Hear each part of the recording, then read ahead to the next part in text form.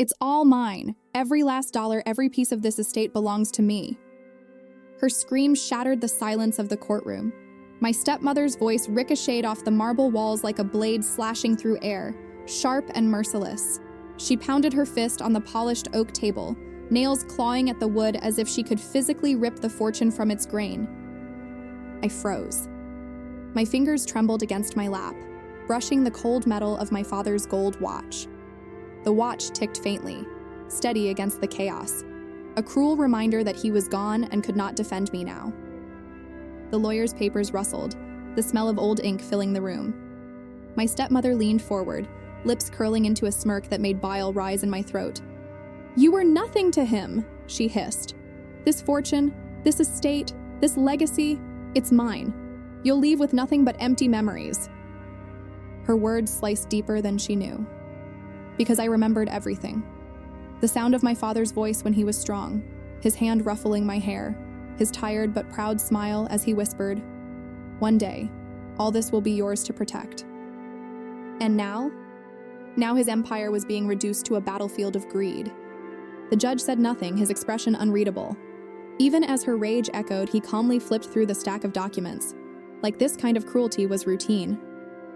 But then, the lawyer hesitated. His throat tightened as he shifted to another folder. "Before I continue," he murmured, "there is something unusual here." The smirk on her face faltered. Her knuckles tightened against the table. And for the first time that day, I saw fear flash in her eyes.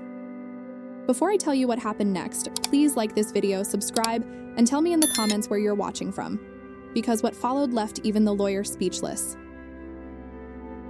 My father wasn't born into wealth. His fortune was carved out of sweat and sacrifice, built brick by brick until it became something people called an empire. He began with a single hardware store in a town so small most people couldn't even find it on a map. The floors creaked, the lights flickered, and he used to say he could hear every nail groaning under the weight of his dreams. I grew up in that store. I learned to sweep aisles before I learned multiplication. When I was old enough, he'd let me count inventory at night, my small hands scribbling numbers into ledgers that seemed endless. He always said, "Every dollar must have a purpose. Fortune without discipline is fortune wasted." Those words stayed with me. As years passed, that one store grew into dozens. Warehouses, delivery trucks, contracts with suppliers, it all blossomed until my father was known as a man of wealth and influence. But to him, it wasn't just about money. It was about building a legacy that would outlive him. He wanted his inheritance to be more than numbers on paper. He wanted it to mean responsibility, honor, continuity. I was there through it all. Birthdays spent at the office, Christmas mornings at the warehouse, making sure deliveries got out before snowstorms hit. While friends chased parties and freedom, I chased his approval, his lessons, his dream.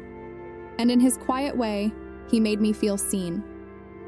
"One day," he told me, his voice tired but certain, "this estate will be yours to protect. Promise me you'll honor it." And I promised. Then, she appeared. My stepmother, young, dazzling, always wearing gowns that sparkled under chandelier lights. She didn't know the smell of sawdust on a warehouse floor, or the exhaustion of locking up at midnight after a 12-hour shift. She knew champagne, she knew designer shoes, she knew how to smile sweetly while twisting a knife where no one else could see. At first, I tried. I really did. I welcomed her into the family, convinced myself she would care for him. But slowly the cracks appeared. She discouraged me from visiting, saying he needed rest. She told him I was too controlling. She started showing up at business meetings, claiming she was only there to support him. But soon, it was clear. She wasn't supporting him. She was replacing me. By the time his health collapsed, she was everywhere. By his side, in his meetings, in his ear. And yet, when I held his hand in those last days, his eyes lingered on me. I saw the silent truth shining there. He hadn't forgotten me. He hadn't forgotten his promise. So when the day of the will reading came, I walked into that courtroom trembling but hopeful. Somewhere in those papers, I believed my father's faith in me would still be written.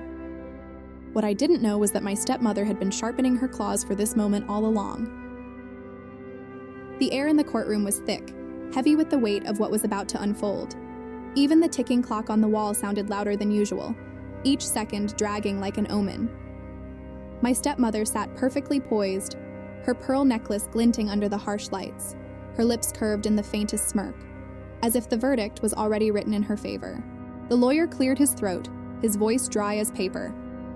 "To my beloved wife," he read, "I leave the residence on Maple Avenue, along with the joint accounts in her name." She tilted her chin, smiling smugly. "As it should be," she whispered, just loud enough for everyone to hear. Murmurs rippled through the room. I sat frozen, my hands clasped tightly, willing myself not to break. The lawyer turned the page. "To my daughter." His pause was deliberate. "I leave the watch I wore every day, along with—" "That's it?" she interrupted, slamming her palm on the oak table so hard the sound cracked through the silence. Gasps echoed from the back rows. "A watch? Some trinkets? That's all she gets?" He wanted me to inherit everything. The estate, the business, the fortune. Her voice rose higher, sharper, until it almost broke. "She doesn't deserve anything. Do you think wiping sweat from his forehead or sitting at his bedside made her an heir? I was his wife. I cared for him in his final years. I am the rightful heir, and this court should honor that." The judge raised an eyebrow but said nothing. His silence gave her arrogance more room to breathe. I stared at her, rage boiling beneath my skin. My father's watch pressed against my wrist, the steady tick-tick-tick grounding me as her words sliced into me. I wanted to scream, to shout the truth, but my father's voice whispered in my memory. "Don't lower yourself. Let the truth speak for itself." She leaned closer, her perfume suffocating. "When this is over, you'll be gone. Do you hear me? Gone. I'll make sure of it." A wave of whispers spread through the courtroom. Relatives shifted uncomfortably in their seats. A business partner coughed into his hand, avoiding my eyes. Even the bailiff tensed, watching her with suspicion.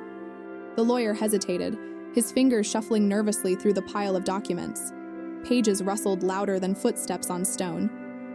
My stepmother's gaze snapped toward him like a hawk. "What are you doing?" she demanded. "There's nothing else. He left it all to me. Read it properly." But he didn't stop searching. His hand froze when he pulled out a separate envelope, its wax seal unbroken, its edges worn as if it had been hidden for years. The air shifted. Even the judge leaned forward slightly, sensing something unusual. The lawyer held it up, his voice low but steady. "This changes everything." The envelope lay on the table like a live grenade, its wax seal glistening faintly under the fluorescent lights. Everyone in the courtroom leaned forward instinctively, as if the secret inside pulled at them with invisible strings. My stepmother's face tightened. Her hand twitched toward the envelope before she caught herself, curling her fingers into fists. "That doesn't belong here," she snapped. "It's nothing. Probably a mistake. Discard it." But the lawyer shook his head, calm but firm. "This was marked confidential, set apart from the rest. We have a duty to read it." Her voice rose, sharp and brittle. "Confidential? Ridiculous. My husband told me everything. He left me his wealth, his estate, his legacy. There is no other document." But her voice cracked, the edges of panic seeping through. For the first time, her mask of confidence faltered. The judge gestured toward the lawyer. "Proceed." With deliberate care, the lawyer slid a letter opener under the seal. The sound of the wax breaking echoed like a gunshot. A few relatives gasped quietly. My heart pounded so hard I thought the entire courtroom could hear it. The lawyer unfolded the parchment slowly, his eyes scanning line after line, his brow furrowed deeper with every word. Finally, he cleared his throat and began to read aloud. "This addendum supersedes all prior instructions in the event of dispute or manipulation. I hereby grant controlling interest of the family business, along with 50% of my estate, to my daughter." The words hit like thunder. The room erupted in shocked whispers. Someone in the back muttered, "I knew it." Another gasped so loud it echoed. "No!" My stepmother leapt to her feet, her chair clattering backward. "That's forged. He would never do this to me. He promised me the house, the wealth, everything." Her hands trembled as she pointed at me. "She put this here. She tricked him. She poisoned his mind against me." The lawyer held the document higher, his voice firm. This addendum is notarized, signed, and witnessed. It is legally binding.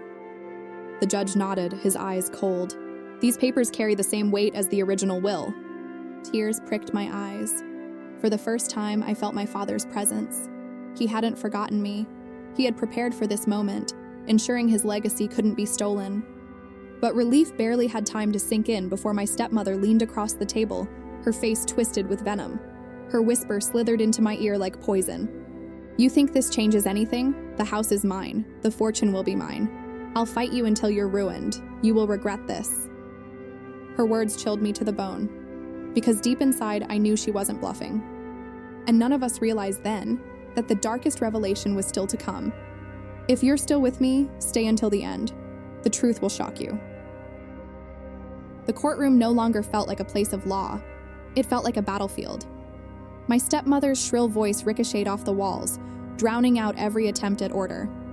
"You all conspired against me," she screamed, pointing wildly at the lawyer, the judge, even the spectators.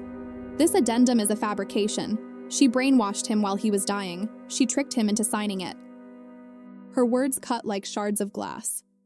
I clenched my fists under the table, trembling with rage. "That's not true," I finally said, my voice shaking but steady enough to carry. "I didn't need to trick him. He trusted me because I was there every day when you weren't." Gasps rippled across the benches. For a split second, silence returned. Then she exploded. "You ungrateful brat," she spat. "Do you think sitting by his bed made you worthy? I was his wife. I shared his home, his bed, his name. You were nothing but a child desperate for scraps of attention." The judge slammed his gavel. "Order," but his voice was nearly swallowed by the chaos. Relatives whispered furiously in the back rows. One of my father's business partners shook his head, muttering, "He'd never want this." Another leaned toward his wife and said, "She's unraveling." The lawyer kept his composure, but I saw his hand tremble slightly as he held the documents. He knew the storm was far from over. My stepmother's rage twisted into something darker. She leaned forward, eyes blazing, and hissed, "If you take this from me, I'll destroy it all. The company, the estate, I'll burn it to the ground before you ever touch a penny." The room went dead silent. Even the bailiff froze, his hand hovering near her shoulder as though bracing for what might come next. My chest tightened. My father's words thundered in my mind, "Protect the legacy." This wasn't just about inheritance anymore. This was about survival. The judge leaned forward, his face grave. "Mrs. Whitmore, those words border on threats. Be careful." But she wasn't listening. She was shaking now, her voice cracking between sobs and fury. "He promised me everything. He told me it would all be mine. This is a trick, a cruel, vicious trick." The lawyer exchanged a glance with the judge, then slowly slid another folder across the table. His voice dropped to a near whisper, but everyone heard it. There is still one more document. It was hidden, separate from both the will and the addendum. The color drained from her face. For the first time, she looked genuinely afraid. And in that moment, I knew. Whatever was in that final envelope would either save me or destroy her completely. The lawyer's hands trembled as he opened the final envelope. The wax cracked under the blade, and the sound echoed through the silent courtroom like a final judgment. He unfolded the thick parchment slowly, his eyes scanning line after line. His lips pressed into a firm line before he spoke. "This is a hidden will, dated after the original and after the addendum. It carries the highest authority." My breath caught. Around me, the room leaned in as if drawn by gravity. Even the judge adjusted his glasses, his eyes narrowing with intensity. The lawyer's voice steadied, though his hands shook. "To my daughter, if you are hearing this, then I am gone. And if this letter is being read, then the fears I carried have come true. I knew disputes would arise. I knew lies would be spoken. That is why I concealed this will. It cannot be contested." Gasps erupted. My stepmother's eyes widened in horror, her hand clutching her pearls so tightly they nearly snapped. The lawyer continued, "I leave to my daughter not just my watch or my name, but the entire controlling interest of my businesses, the majority of my estate, and all family holdings. She stood beside me when no one else would. She sacrificed her youth to protect my health, to protect my dream. She is the rightful heir of this legacy." Tears blurred my vision. My father's voice was in every word. As for my wife, the letter went on, I leave her the Maple Avenue residence and a generous allowance to ensure she lives comfortably. But comfort is not the same as stewardship. She was not there when I needed strength. She will not carry my empire. The courtroom gasped again. My stepmother staggered, nearly collapsing into her chair. No, she shrieked, her voice raw. This is a lie. He loved me. He promised me everything. Her screams dissolved into sobs, her mascara streaking down her face. She lunged at the table, but the bailiff held her back firmly. You can't do this, she wailed. It's all mine. The judge slammed his gavel. Order. This court recognizes the hidden will as valid and binding. The estate, the fortune, and the business are hereby transferred to the daughter. The words crashed over me like a wave. Relief, grief, pride, and sorrow collided in my chest. I clutched my father's watch, the ticking louder than ever, steadying me. For the first time, the courtroom turned toward me, not with pity, but with respect. Relatives nodded. Business partners whispered words like justice and finally. My stepmother crumbled, her sobs filling the silence that followed the gavel's final strike. She wasn't just losing money. She was losing the mask she had worn, the power she thought she had secured. And me? I stood taller than I ever had. My father's promise was fulfilled. His legacy was safe. And justice had exposed her betrayal for all to see. If this shocked you, hit the like button. More unbelievable stories are coming. When the gavel struck for the last time, the sound echoed like thunder rolling through a storm. The courtroom emptied slowly, one chair at a time, leaving only scattered whispers in its wake. I sat frozen in place, my hand still resting on the watch at my wrist, the weight of it heavier than gold. My stepmother's cries lingered faintly in the hallway, a haunting chorus of rage and despair. She hadn't just lost money that day, she had lost everything. Her reputation, her illusions of control, the image she tried to build of herself as the center of my father's world. I should have felt victorious. But victory, I learned, doesn't always taste sweet. Yes, I inherited the estate, the fortune, the empire my father had built from dust. But I also inherited the silence he left behind, the scars of betrayal carved deep into my heart. Wealth can build mansions, but it cannot erase the sound of someone you once trusted screaming that your life's worth is nothing. In the weeks that followed, I walked through the hallways of my father's offices, hearing his footsteps in my memory. Employees greeted me with cautious eyes, waiting to see if I would crumble under the weight of the fortune. But I stood tall. For every decision I made, I remembered his voice. Protect the legacy. Do not let it fall apart. The Maple Avenue house became my stepmother's prison. She lived there with the allowance my father had left, but without power, without respect. Her name became a shadow whispered in pity, not admiration.